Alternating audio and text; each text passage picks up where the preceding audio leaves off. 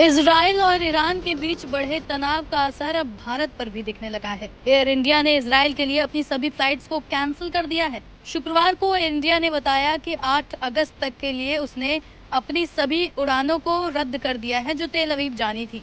Air India ने बयान जारी करते हुए कहा, मिडिल ईस्ट में जैसी स्थितियां हैं उसे देखते हुए हमने तत्काल प्रभाव से तेल अवीव के लिए उड़ानों को रद्द कर दिया है। 8 अगस्त तक ये फ्लाइट्स कैंसिल रहेंगी। हम स्थिति पर लगातार नजर बनाए हुए हैं। इसके अलावा तेल अवीव जाने और आने वाले उड़ानें बुक करने वाले यात्रियों से हम संपर्क में हैं। एयर इंडिया ने बताया कि यात्रियों को कैंसिल करने या फिर शेड्यूल करने का चार्ज नहीं देना होगा। हमारी पहली प्राथमिकता यात्रियों और क्रू मेंबर्स की सुरक्षा है। इससे पहले गुरुवार को भी कुछ उड़ानों को रद्द कर दिया गया था जो इजराइल जानी थी। एयर इंडिया से पहले सिंगापुर, ताइवान और चाइना एयरलाइंस ने भी अपने फ्लाइट्स के रूट्स बदले हैं। सभी ने ईरान के आसमान से विमानों को ना उड़ने की सलाह दी है। इसके अलावा इराक, लेबनान और इजराइल के भी आसमान से बचने की सलाह जारी की गई है। गौरतलब है कि 2 दिन के अंदर ही इजराइल ने हमास से लेकर हिजबुल्लाह तक के 3 टॉप कमांडरों को मार गिराया था। यह हत्याएं ईरान से लेकर लेबनान तक घुसकर की गयी। इसके चलते मुस्लिम देशों में गुस्सा है और इजराइल से बदला लेने की मांग की जा रही है।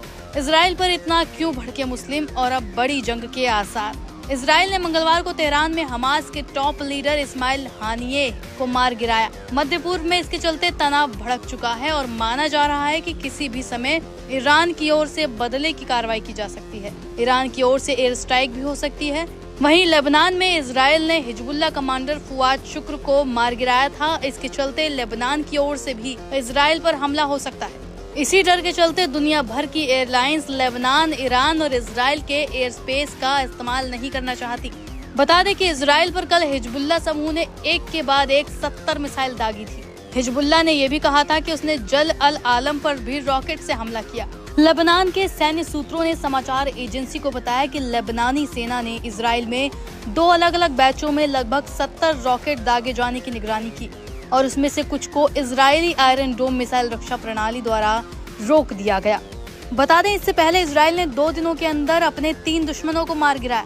हमास के राजनीतिक मुखिया इस्माइल हनीह को ईरान के अंदर ही मार गिराया, तो वहीं उसके मिलिट्री चीफ मोहम्मद डीफ को भी जुलाई में मार गिराने का ऐलान किया गया था। यही नहीं, लेबनान के बेरूत में हिजबुल्लाह कमांडर फवाद शुक्र को इजराइल ने ढेर कर दिया। इसके बाद से पश्चिमी एशिया में तनाव का माहौल है। ईरान के सुप्रीम लीडर अयतुल्लाह खामनेई ने बदला लेने की बात कही है। इसके बाद से इजराइल की सेना हाई अलर्ट पर है। इजराइल को लगता है कि इन तीनों लोगों को मार गिराने के बाद ईरान के लिए अब ये प्रतिष्ठा का मसला बन गया है। इजराइल का कहना है कि हम हाई अलर्ट पर हैं और जानते हैं कि खतरे से कैसे निपटना है।